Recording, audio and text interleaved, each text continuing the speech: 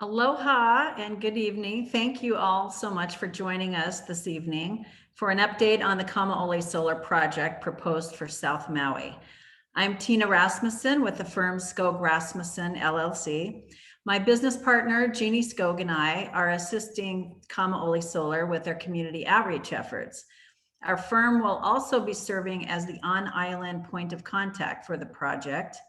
And tonight we will be serving as the moderators for this program.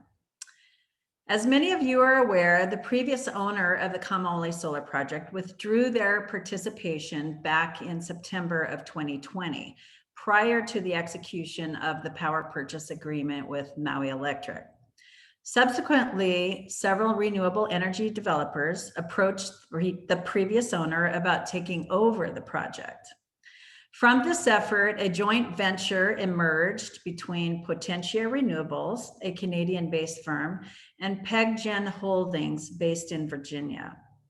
The power purchase agreement will be filed with the Public Utility Commission in the coming weeks, but we are here today to give you more information on these two companies and an update on where the project stands today. Tonight, you will be meeting two members of the joint venture team who will go through a presentation, after which we will entertain questions. So if you scroll along the bottom of your Zoom screen, you will find a Q&A button. Please type any questions you have in the Q&A box, and then we will cover them later after the presentation. Keep in mind that at any stage of development of this project, you can find all the current information on the project's new website at kamaolesolar.com, or you can email your questions or comments to kamaolesolar@potentiarenewables.com. We will cover those addresses again at the end of the presentation. Our production is coming to you tonight from our public access station, Akaku. The recording of tonight's webinar will be rebroadcast on Akaku channel 54, as well as it will be on the project's website. We have 73 people registered this evening. We look forward to sharing this information with you. And again, thank you so much for taking time at the end of your day to join us. So with that, I would like to ask our Kamaole Solar representatives to introduce themselves. First, we have Andrea Garcia. Thank you, Tina. Hello and welcome, everyone. Thanks for joining us tonight. So my name is Andrea Garcia. I'm a Director of Project Development here at Potentia Renewables. And my role effectively is to have project management accountability throughout the development and construction of the Kamaole Solar Project. Okay, thanks, Andrea. And now next we have Neil Watlington. Aloha, my name is Neil Watlington. I'm an executive with about 30 years of experience in the energy sector with PegGen, which is a team of professionals now partnering with Potentia, and very proud to be a part of this project from the beginning, and very proud to be working with Potentia as a quality shop out of Canada to make this a reality. All right, thank you so much, Neil. So we'll go into our PowerPoint presentation now that Andrea will lead us through. And again, if you have questions along the way, just please type them in the Q&A box by clicking on the bottom of your screen. All right, Andrea, go ahead. All right. Okay, so thanks again, Tina.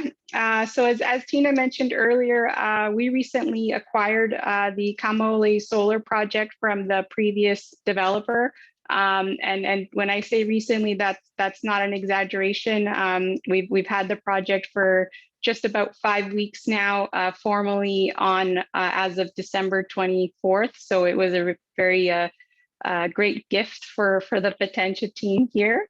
And so we've partnered with PegGen to form Kamaole Solar LLC so that we can jointly develop and construct the project. So just a little bit about Potentia Renewables and who we are. We're a Canadian developer, owner, and operator of renewable energy projects. We were founded in 2010, I'm sorry, and we're based out of Toronto, Canada. Right now, we operate about 310 megawatts of wind and solar energy projects in Canada, the US, and the Dominican Republic. We have another 200 megawatts of wind currently under construction, and an additional 306 megawatts of wind that we expect to start construction later this year and into 2022. But the main aspect about Potentia that I'd like to leave with you is that we are a long-term owner and operator of our projects. So, in other words, our business model is not necessarily to flip projects, but to buy and hold projects and operate them for the life of the project. And so, as a result, we're very focused on building strong relationships with the communities that host our projects, because we know we're going to be there for the long haul. Our mission is to safely and sustainably build and operate renewable energy projects for generations to come. And we ask all of our staff to approach their day-to-day work and their interactions with all, internal and external stakeholders with 3 core values in mind that I'd like to just share with you. The first one is excellence. We do believe that our employees are essential to our success, and that we can be successful in anything we do by having a deep knowledge of the industry and being, experts in our projects. The second one is passion. Potentians love what they do, why we're doing it, and we seem to have a lot of fun doing it together. And the last one is integrity, acting with integrity. We trust our team to do the right thing, not just for our own staff, but also for our partners and our communities. Neil? Yeah, so PegGen is Virginia-based company, composed of professionals, mostly executives from the energy industry with a lot of cumulative experience.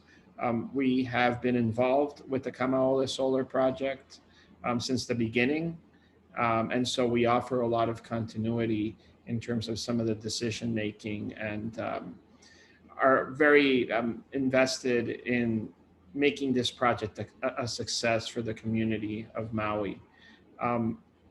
We are very happy to be partnering with Potentia. I've personally worked with some of the folks at Potentia before, and it's a high quality team, and we're very focused on delivering our promise to Hawaii.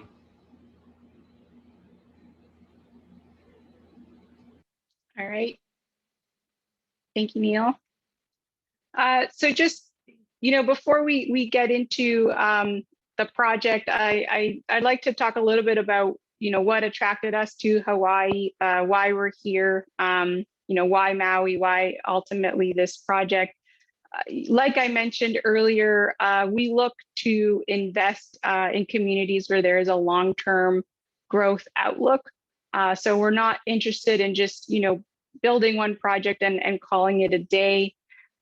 We want to grow our business in areas that, enable a very a long-term presence. And so Hawaii's mandate to achieve 100% renewable energy generation by 2045, coupled with the demonstrated commitment from Maui Electric in the procurement of utility scale projects sort of together form a very natural fit with our business approach.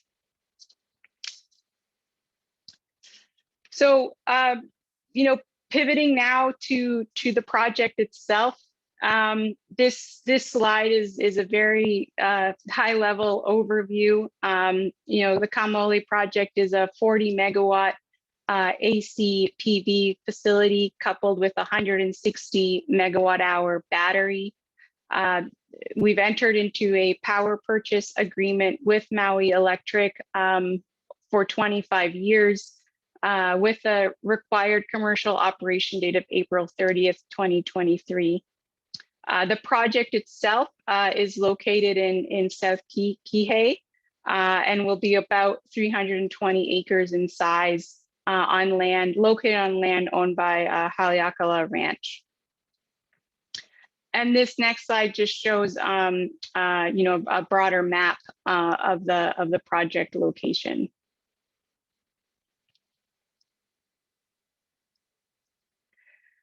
So the project, we believe comes with quite a few benefits for the community, some of which are listed here. Already mentioned this a couple of times, but certainly it will contribute to Hawaii's mandate of generating 100% clean energy by 2045. It will contribute to the reduction of Hawaii's dependence on imported fossil fuel and help replace some of the generating capacity of the Kahului power plant, which is slated to shut down in 2024.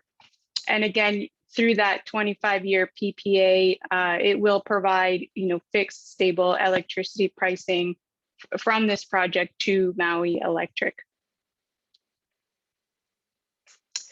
A few other community benefits that are maybe a little bit more tangible, I guess, it relates to economic development and job creation in the hiring and contracting of local companies. Certainly in sort of our early stage development efforts so far, we've made a point of hiring local consultants as much as possible, and we'll do our best to carry that through the construction phase as well, and really sort of would like to focus on that last point.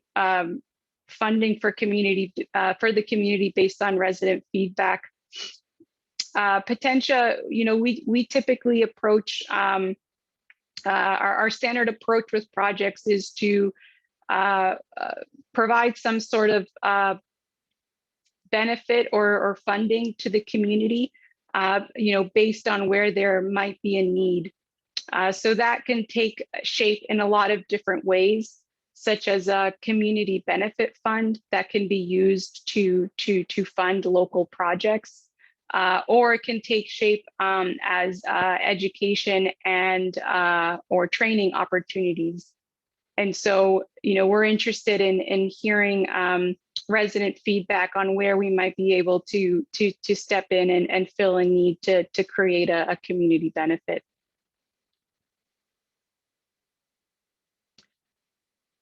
The next slide has a very preliminary site layout. I'd probably go as far as to say it's conceptual. This is based on our current understanding of the site, which is really only based on desktop review and aerial imagery. Certainly, as we move through the development process and go through all of our environmental surveys, our archaeological surveys, our community consultation, we fully expect this layout to evolve to meet the reality of the site. But this gives you a sense of what it can look like.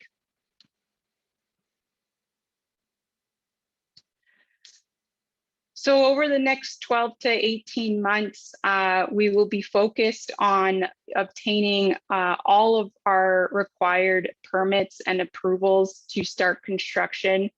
The list here are the primary permits that will be required for the project. It's certainly not meant to be an exhaustive list, but with special note to the county special use permit through the Maui Planning Commission, and as well as our archaeological inventory survey and cultural impact assessment approvals from SHPD.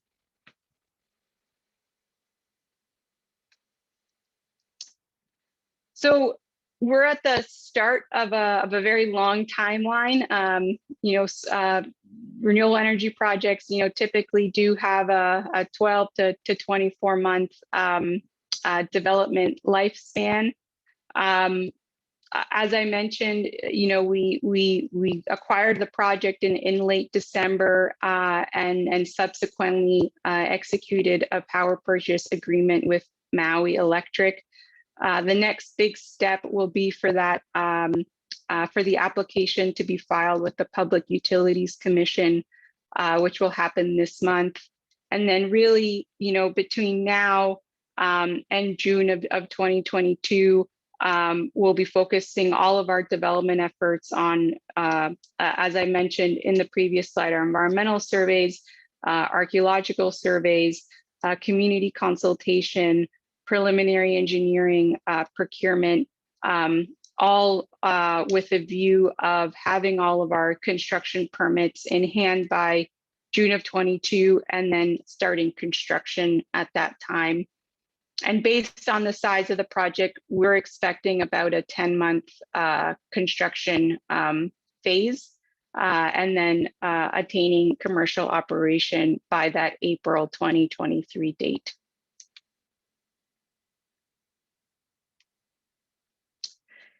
And finally, like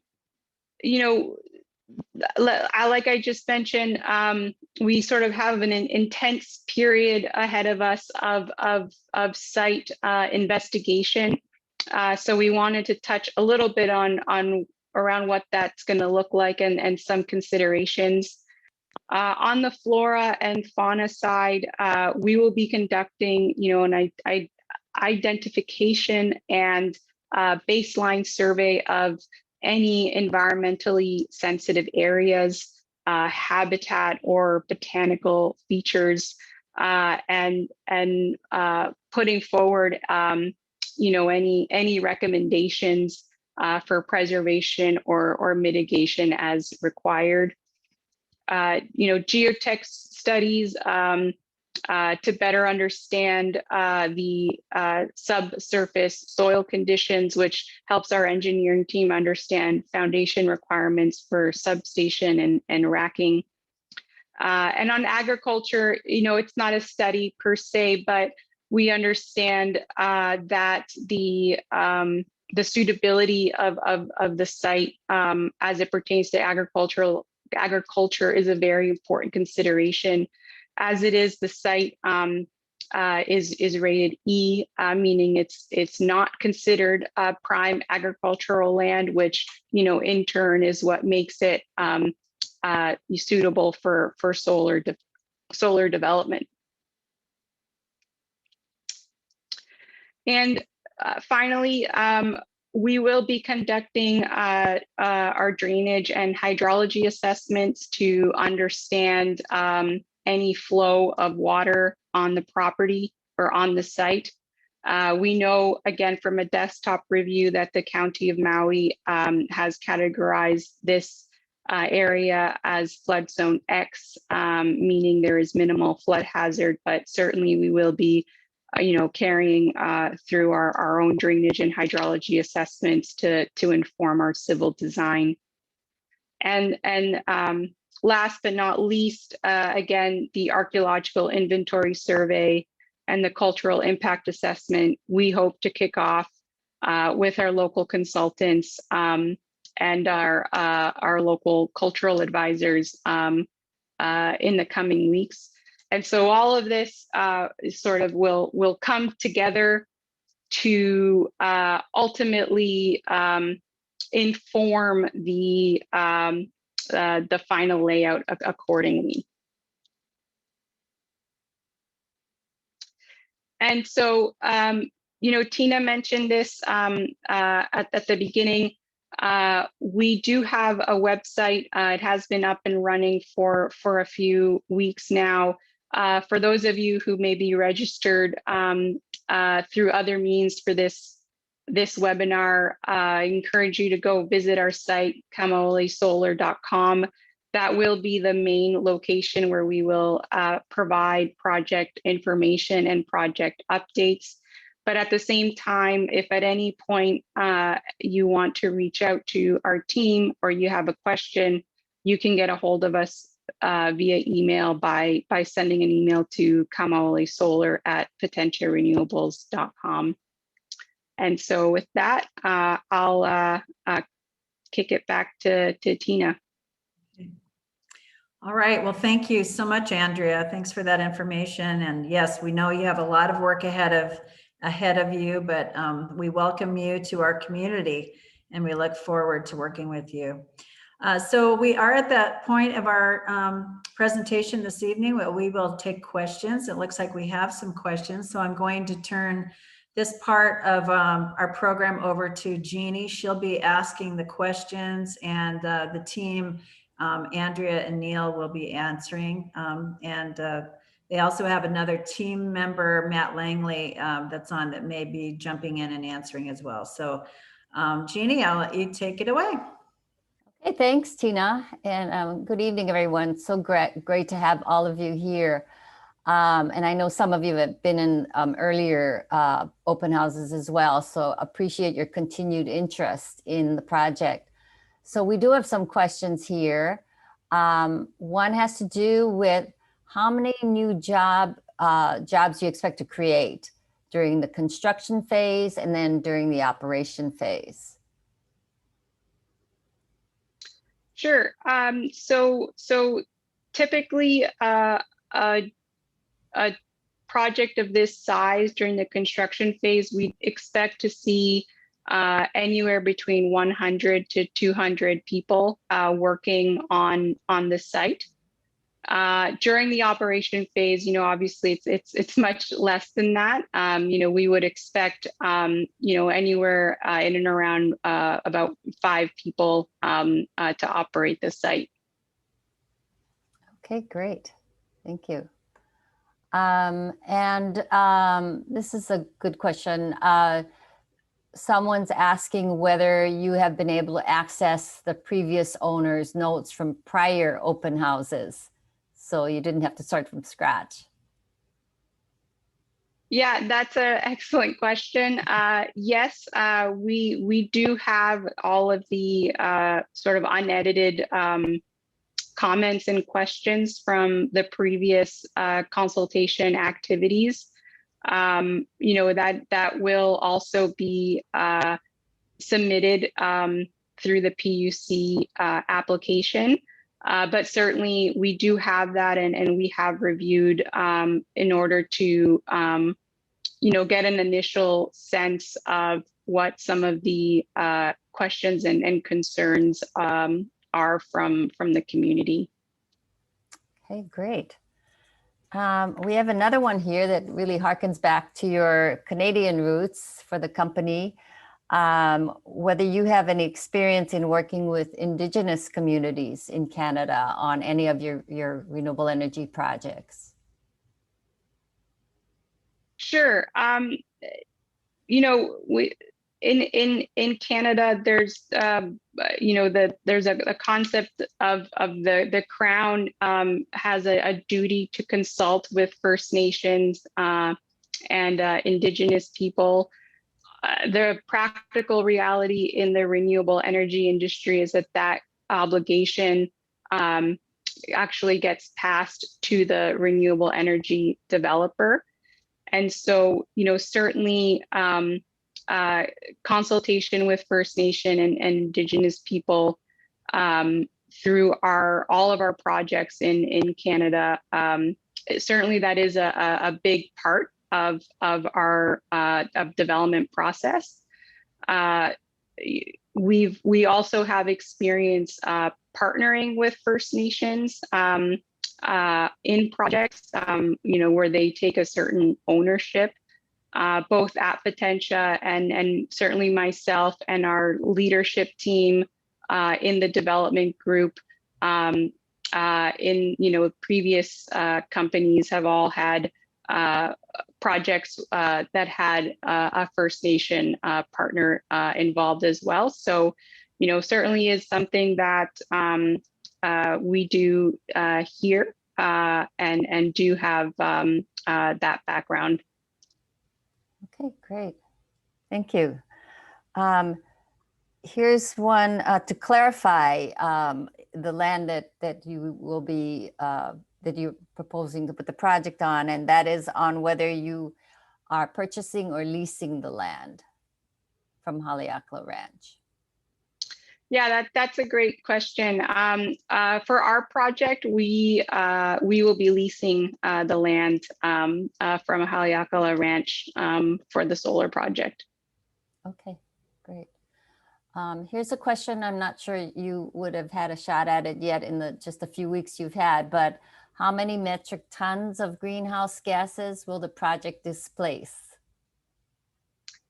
That's a great question. I'll be honest. I don't know. We haven't gotten into that level of detail yet. As part of the PUC process, my understanding is that there is a fairly robust greenhouse gas analysis that will need to be that will be undertaken, and that will primarily that will be led by MECO and their consultants. We have provided a lot of information about the project in terms of the expected types of equipment we plan to use.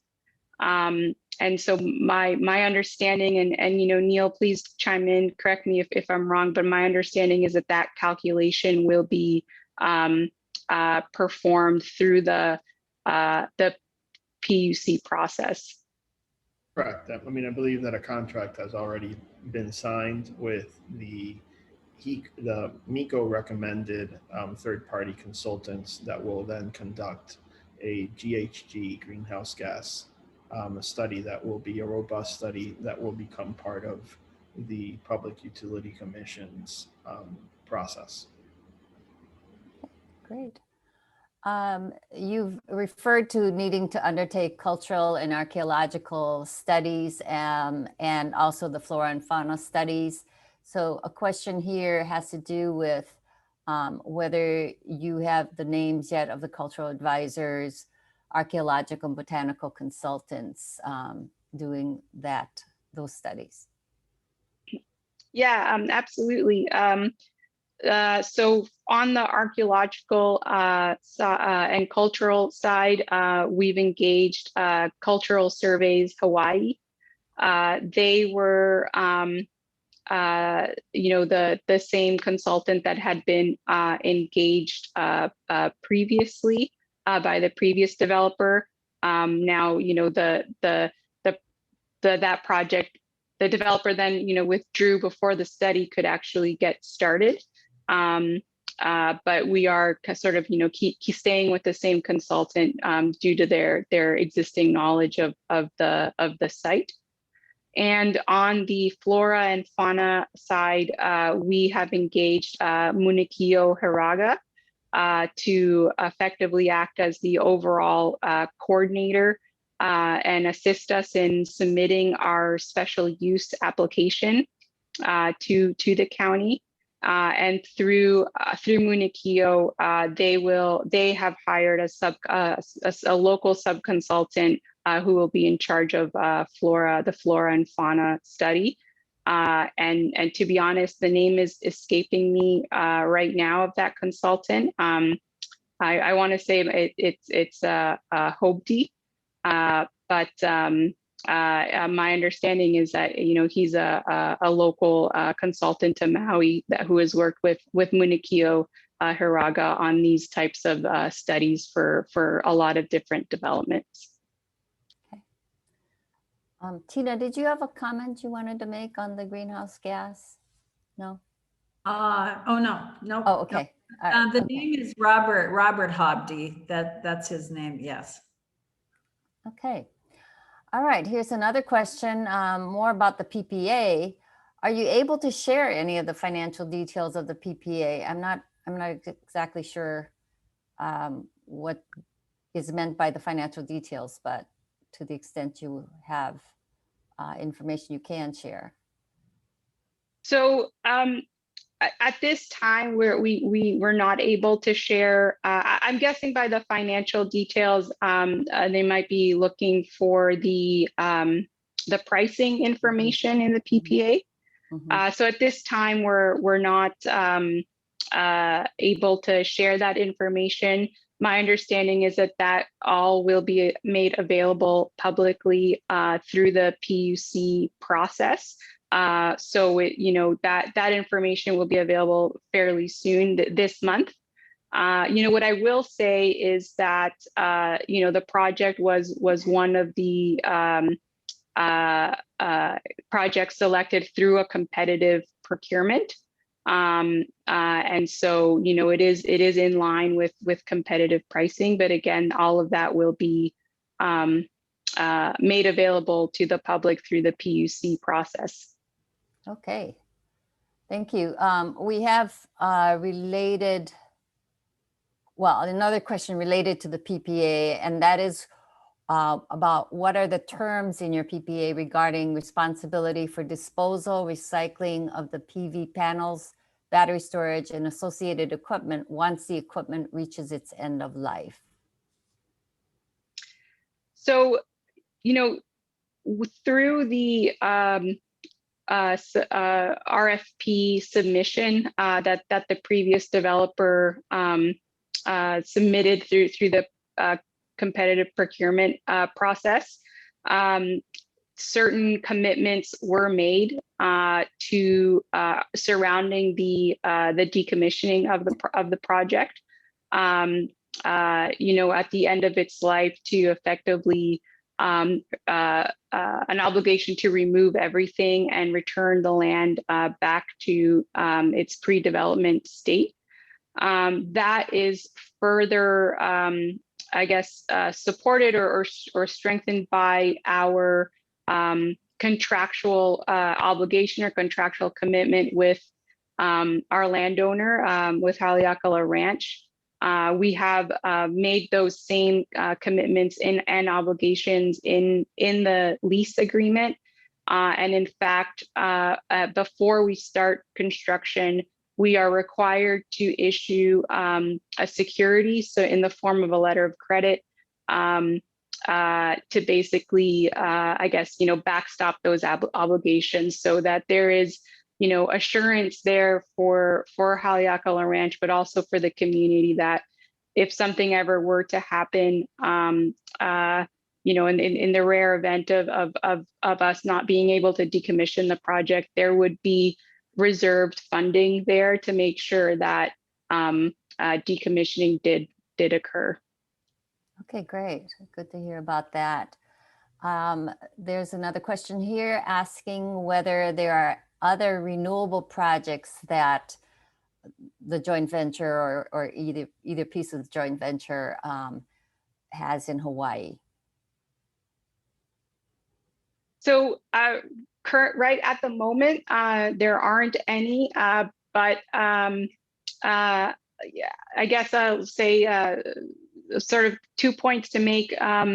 You've probably heard me say this a lot throughout the presentation. We are very interested in growing in Maui and growing in Hawaii. We want to do everything we can to establish a long-term presence. So certainly our intention is to look for other projects and compete in future procurements.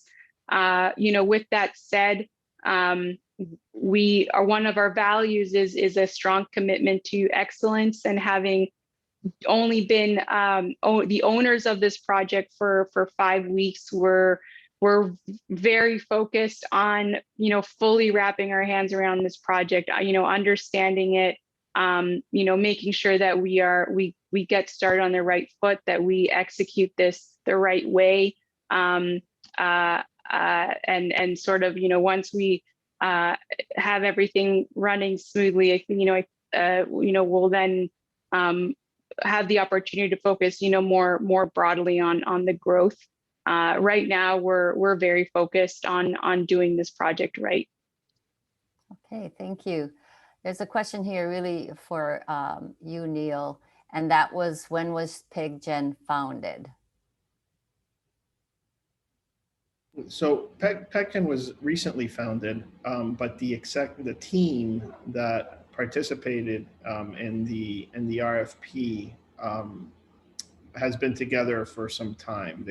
We were working together with another company called Pegasus Global, and since then, we've created PegGen. So the team's been together for a while, but the corporate entity itself is relatively new. Okay, all right, thank you. Here's a question about where you're located, and asking, how close are you to existing residential developments? And also, how close are you to Maui Meadows?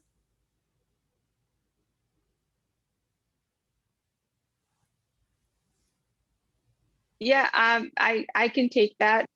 So I want to say that we're about I'm drawing a blank on the I get my kilometers and miles mixed up because we use kilometers up here in I think in it Canada. was about, my recollection was it's about 0.6 miles from the nearest residential development, which I think is Maui Meadows. Yeah. So and I promise within the next couple months I'm gonna have my miles and feet down. Well, I can't give you the kilometers, so we're even. But yes, Jeannie, you're right. The closest residential development or residential neighborhood, I'm sorry, is Maui Meadows, and it is just a little over half a mile away from sort of the southern end of the project, the most southern tip of the project. Okay. All right. Let's see. What is the role of, I guess, Neil, for you, what is the role of PegGen in the project? Well, PegGen is a minority partner, but we're also basically a consultant and advisor. And so we have some development tasks as part of the joint venture of sorts. But Potentia is the majority partner, and they're kind of driving the bus. Okay. All right. Yeah, and to that, I would just add that PegGen did work closely with the previous developer on this project and had pretty significant involvement before it was selected in the procurement. So sort of the lead up to submission of the proposal. And so the PegGen team, for us really bring a lot of great background knowledge. I guess to use some jargon, institutional knowledge on the project, and why some certain decisions were made around location and commitments in the RFP proposal and whatnot. Great. Sounds like that's a help to get you off and running as quickly as possible too. Okay, we have another one, which is of obvious concern perhaps for those who live here. This area of South Maui is prone to fires.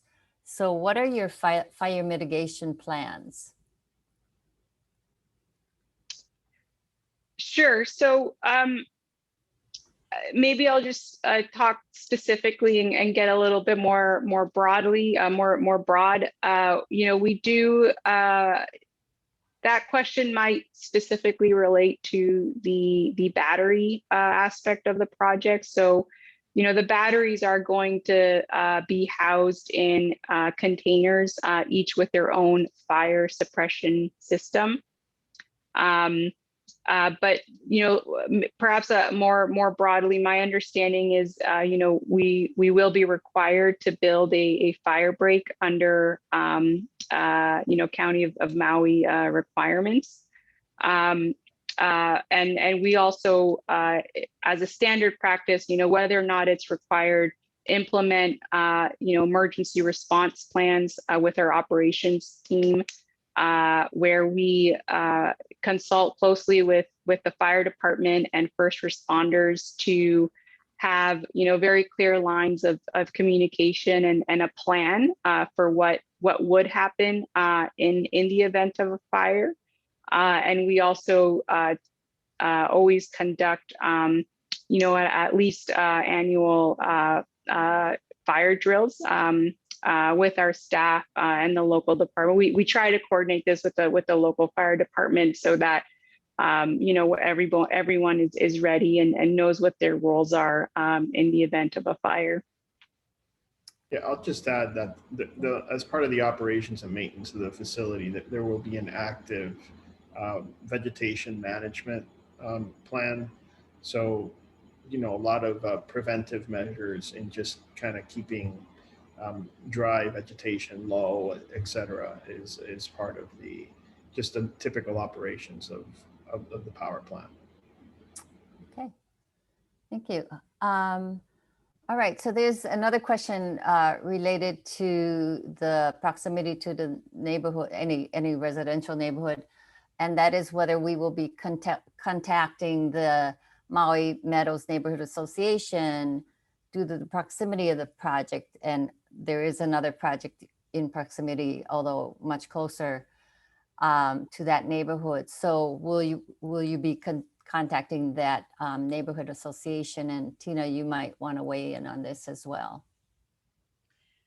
Yes, so actually, I could take that, Andrea. I know you've just you guys are just getting your handle on this, but yes. So through our community outreach, we will, and we have in the past reached out to the Maui Meadows Neighborhood Association. So we'll definitely be doing that, and of course, hearing any comments or concerns. We don't believe the impact to Maui Meadows is great because it is, over a half a mile away from the nearest home. And so I think that's good. And I think that should alleviate a lot of the concern. Okay, great. Andrea, did you want to add anything to that, or is that? Yeah, I would just add that we're aware, obviously, of the concerns from Maui Meadows. So to answer the question directly, I mean, absolutely, yes, we will be reaching out again. Just having stepped into this project just a few weeks ago, we're just trying to get everything kind of lined up. Get a better grasp on the project itself, and hope really kind of saw this as sort of our kickoff to broader consultation efforts. Great, thank you. All right, here's one. With what design considerations will be made to mitigate the risks associated with flying debris or projectiles that could occur in the event of a hurricane or other high wind event that could physically displace equipment installed as a part of the project? So, as part of the detailed engineering, we will, determine what the minimum wind rating will be required. Whether that, I'll be perfectly honest with you, I'm not familiar enough to say whether that's already, dictated at the county level or at the state level, or if there isn't any, then we would, just use best engineering practices, but certainly we will determine what that minimum wind load is for this particular site, and make sure that that gets I guess specified into all of our equipment specifications and our detailed engineering to ensure we're meeting minimum load requirements. Okay, great. Here's one to do with the equipment. Are the suppliers for both solar panels and battery storage technologies already selected? No, not at the moment. We are, sort of recently launched the process to identify key suppliers for the project. I mentioned earlier that we submitted details for the greenhouse gas analysis, based on our best known information. And certainly have as a result identified suppliers for all of the major equipment. But at this early stage in the process, we're still going through the detailed evaluation. The battery is an aspect that is certainly much sort of a longer lead procurement item, or there's a need to settle that or identify or select a supplier much earlier than the solar panels. So right now we're primarily focused on the inverters and the battery, and once that's settled, we would then turn our attention to the racking and the solar panels. All right. This next question, I believe, has to perhaps do with what you might have done in Canada or some other locations of your other projects. The question is, what community projects has Potentia funded in the past? And I imagine that means what type? Yeah. So I mean, I could give, maybe I can expand on the two examples I gave in the presentation. So right now we are constructing a 200 megawatt wind project in southern Saskatchewan, just outside of a town called Assiniboia. With Assiniboia, we are providing an annual community benefit fund.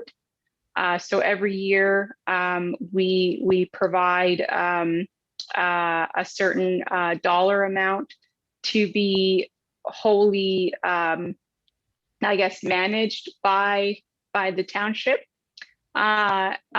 for use of a community benefit. So there's sort of minimal restrictions related to ethical type of uses of the funds, and not allowing it to fund their operating budget, but sort of outside of that, up for the town council to decide how to disperse those funds, whether it's some sort of community improvement project, or I've worked on projects in the past in Ontario where the town used that community benefit fund to purchase a fire truck that the fire department was in real need of. So it's quite open. I've also worked on other projects where rather than having town council make decisions, that the town council set up a committee of residents that would sort of review requests for use of the funds. So the sort of the benefit of establishing a community benefit fund is that it can be quite flexible.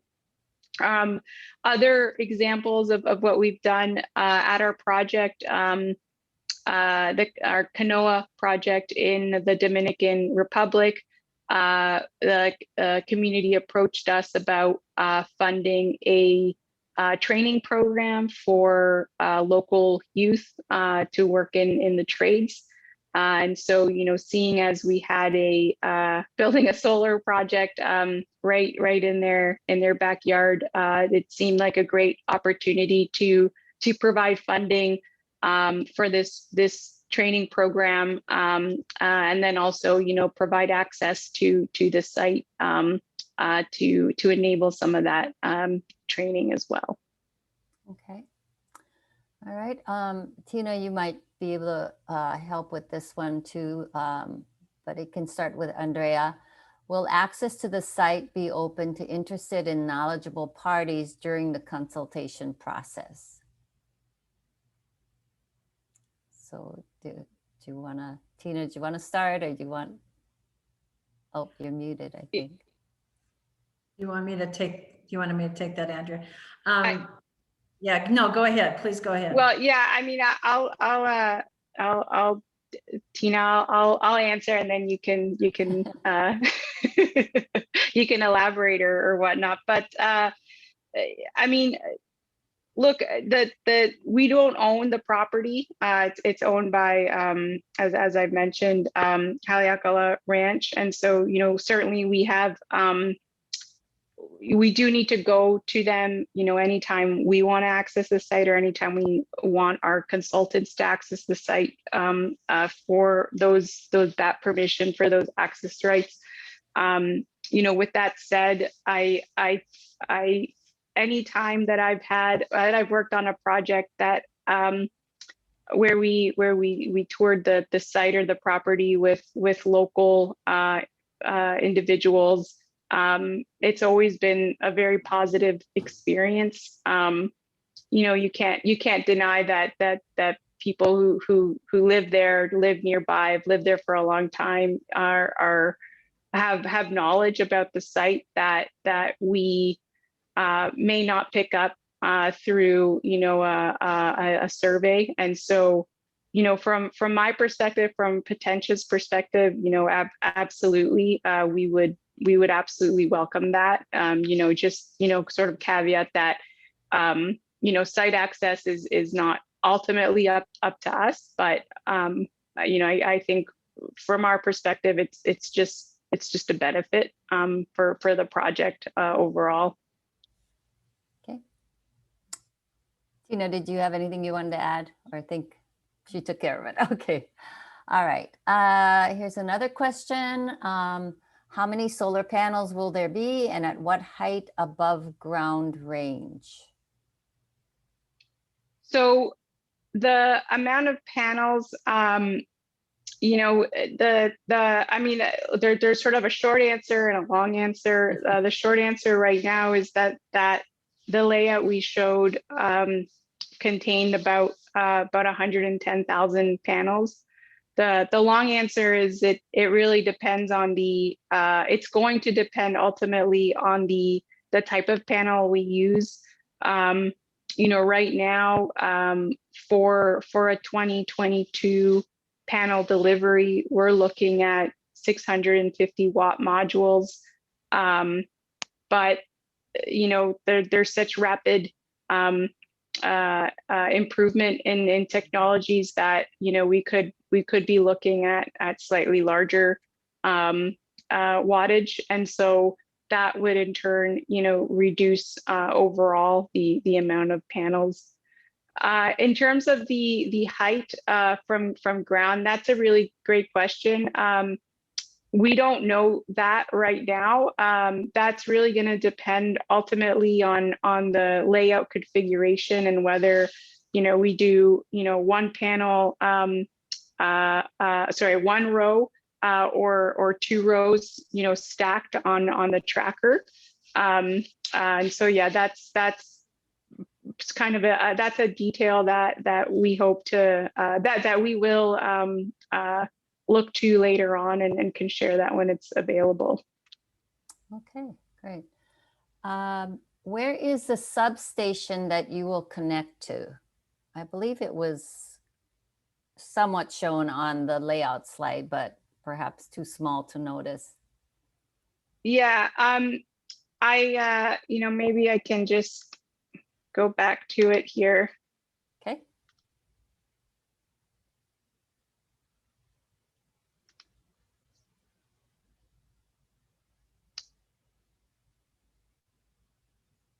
So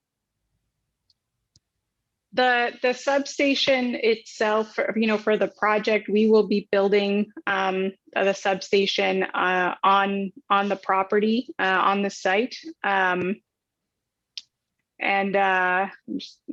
we go.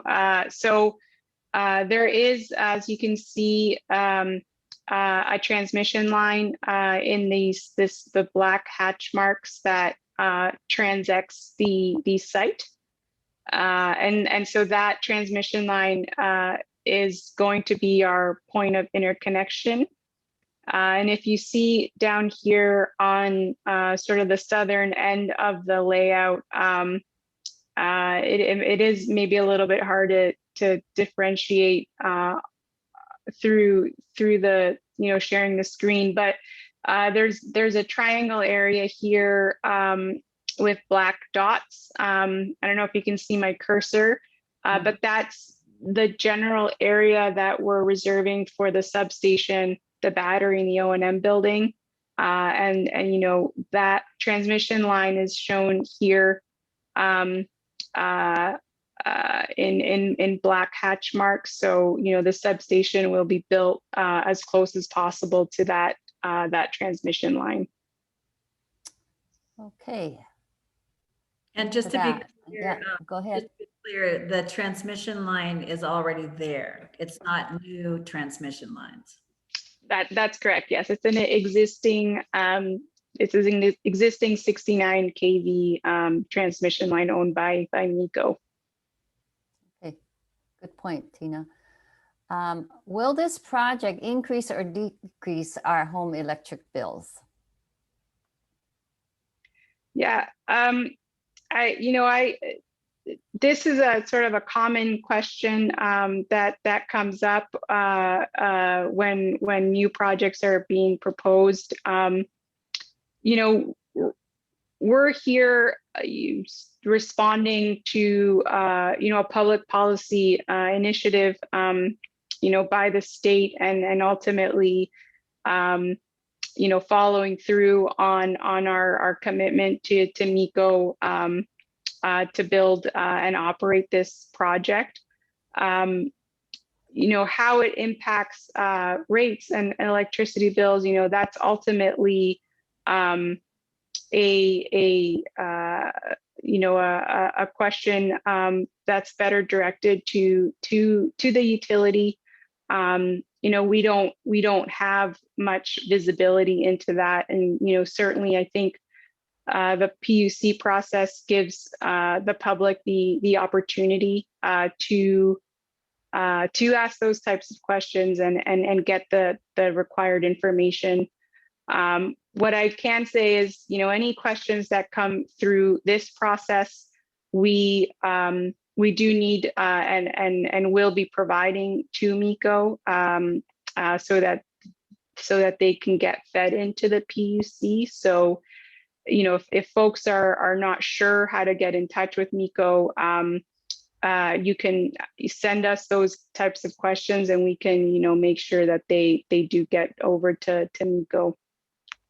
Great. Yeah, Andrea, I'll just add that the award of the power purchase agreement was out of a competitive process. So presumably the project ranked well within the competitive framework, and as such, it was selected. So hopefully through the PUC process, some of those numbers will become more visible, and as part of that process, there'll be more information on how it will impact electricity rates. Okay, great. Thanks, Neil, for adding that. We had a couple questions on the panels themselves. One asked about whether there'll be motorized tracking. Another asked, is the company planning pneumatic tracking or mechanical? Will the trenching work be decommissionable if pneumatic? So is that something you can take, Andrea, at this point?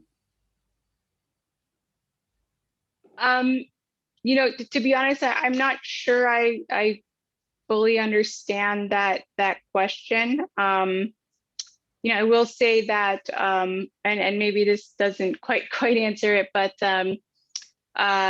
on the decommissioning front, we we do commit to removing everything to a certain depth below ground. Sometimes that means that some collection stays, but again, only if it's below the depth that we commit to, in the decommissioning plan. Okay. All right. And it sounds like you're using tracking panels. Yeah, that's so the current plan anyway. Yeah. Yeah, the project will be using tracking racking that is the tracker. Yeah. Okay.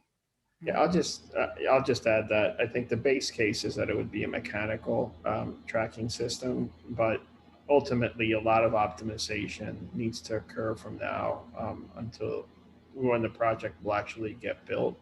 But those are good points, and we'll have to evaluate the technologies that are available, any innovations that have occurred through the next year or so to find the optimal tracking system, not only from an operational perspective, but also from an environmental and impact perspective as well. Okay. All right. Tina might be able to help with this one, but the question is, how did you come up with the name of the project? What does Kamaole mean? Yeah, so Kamaole is the name of the ahupua'a that this project lies in, and so that is how it got its name. Okay. Another question around the conditions in that area. It's not a question, it's a comment. And so if you want to comment on the comment, feel free. There is excessive dust coming from cane fields that will affect the performance on the Kihei side. And that's, of course, Andrea, former cane fields. System operational efficiency should be taken into account with maintenance and cleaning costs. So, okay. Is there anything you want to say? Thank you. No, I appreciate that feedback. We have at some of our other projects, we have installed a small weather station and actually done try to establish sort of a baseline. It's called soiling, not to use industry jargon, but basically a soil study where we have one control panel and then one that we clean on a weekly basis to sort of help us understand what some of the dust might look like, what some of the impact might be from dust. So, certainly if hearing that feedback, I think we'll look into whether it makes sense to doing something like that here. Okay. This one has to do with traffic, and they're anticipating additional traffic. So how much additional traffic is expected throughout the island during construction, and how do you plan to mitigate traffic issues? So, yeah, I don't have the answer to that right now, but what I can say is that we will be conducting a traffic management or a traffic study, and sort of out of that will come out a traffic management plan. That's pretty standard for how we do our projects. And it's typically a requirement sort of somewhere along the permitting timeline, but even if it's not, that is a standard document that we have available for our contractors. Okay. And a related question, I believe you touched on it in your presentation, but just in case, how long will the construction phase take? Yeah, so we're anticipating approximately 10 months of construction. So, starting in June of 2022 and ending in April of 2023.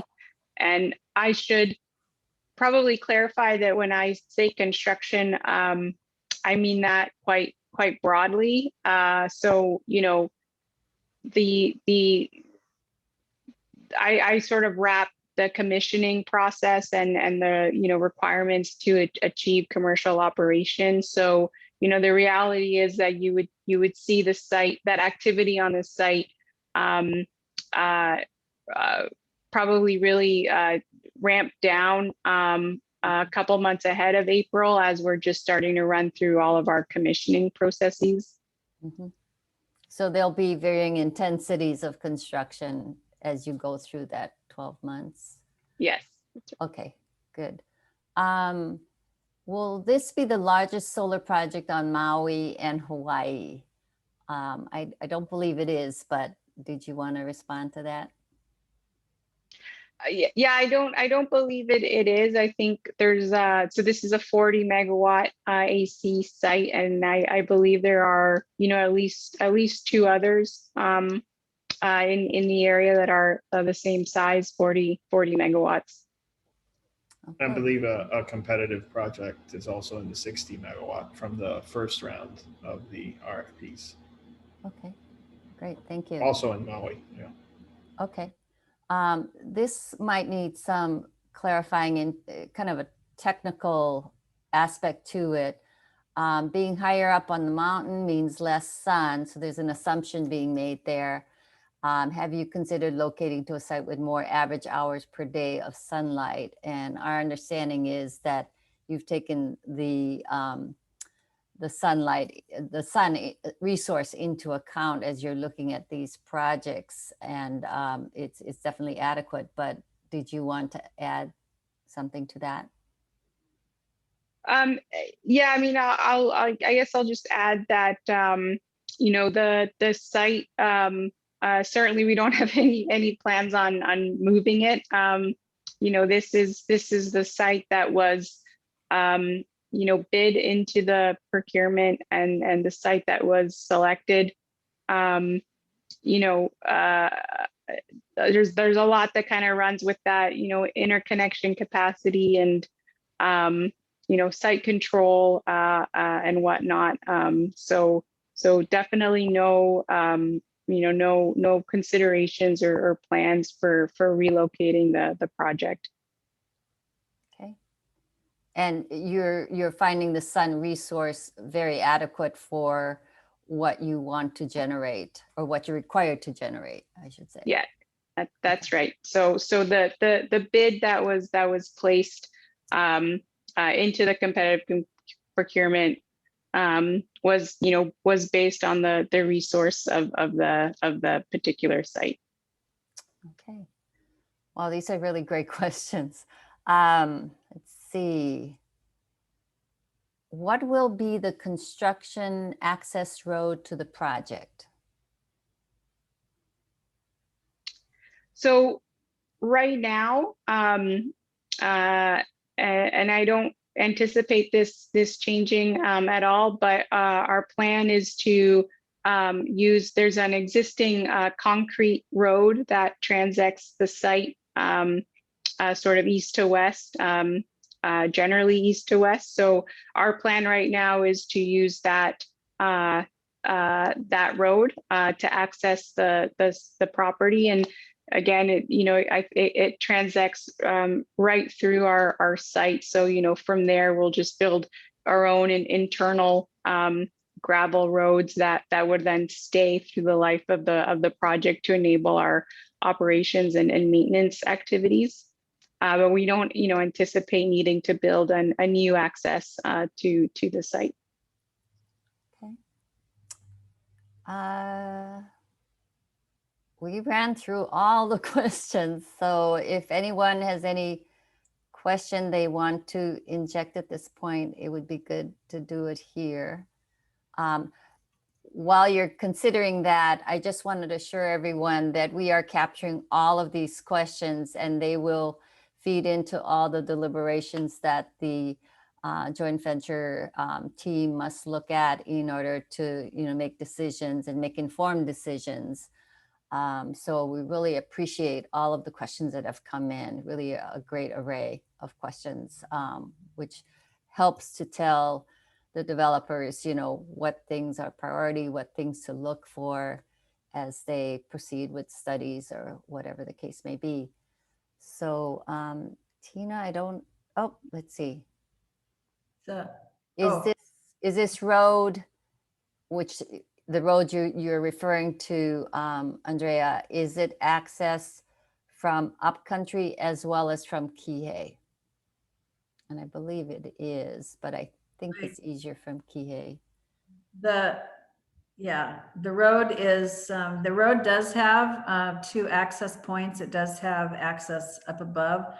But I know that, Andrea, I don't know if you know this yet, but the previous owner was only going to access it from below, but you can weigh in on that.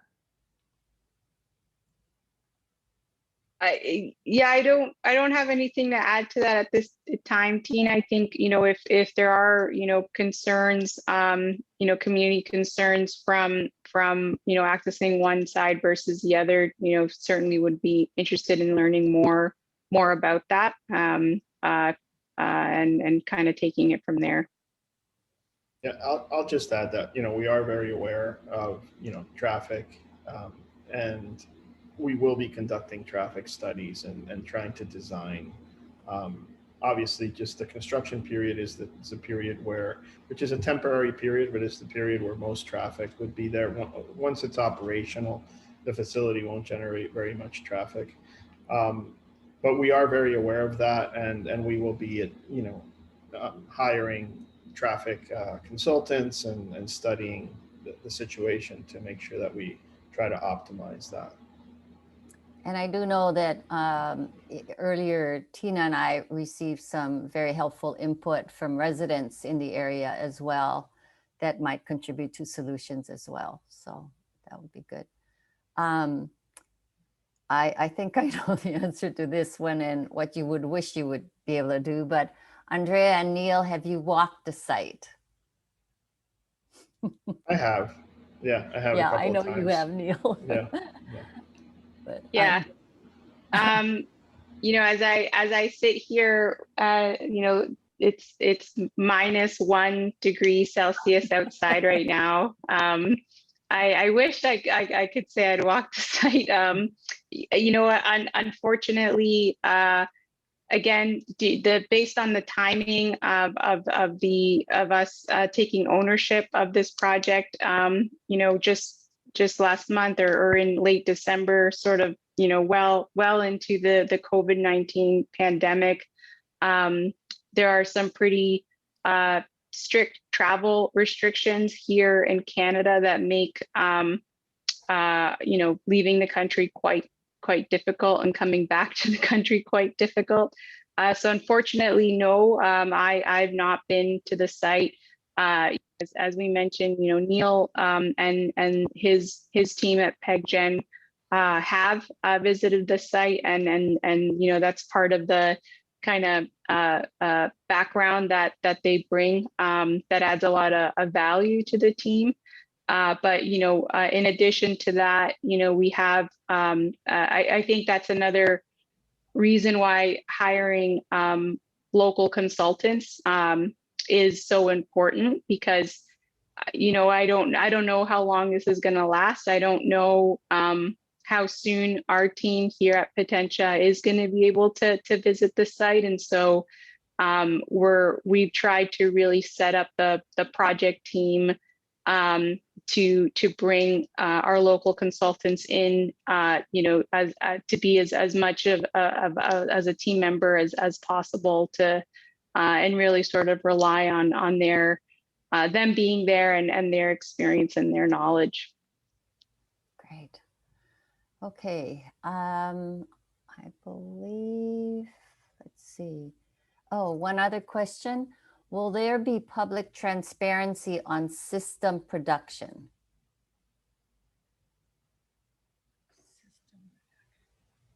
That's a really good question.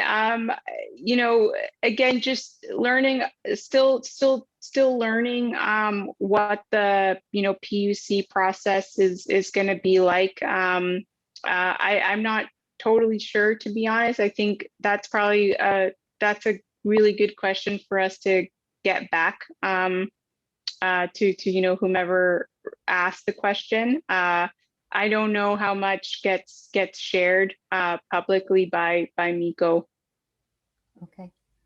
Yes, and it just so happens that we do have the name of the person, so that will be helpful when we can get the information. Okay, I think we've come to the end of the questions that have been posted on the Q&A. So Tina, you'd like to? All right, well, that's, I think that's a wrap. Thank you very much, Andrea and Neil. Great job on those questions. And again, welcome to this community. I know that there was a lot of disappointment when the previous owners withdrew the project. And so I think there's a lot of people that are excited that it's going to be revived.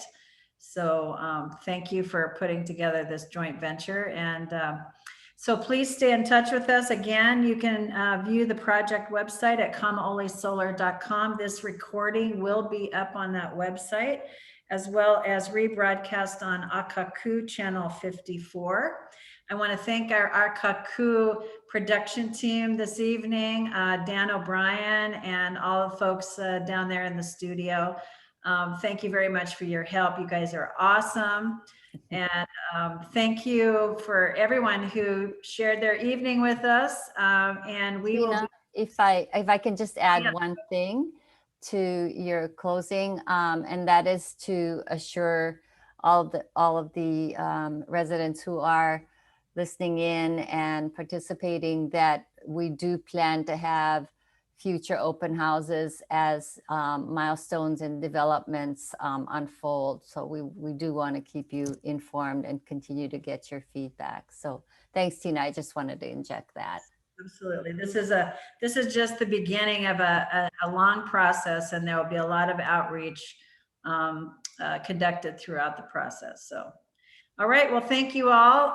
Good evening, and we will stay in touch. Aloha. Aloha.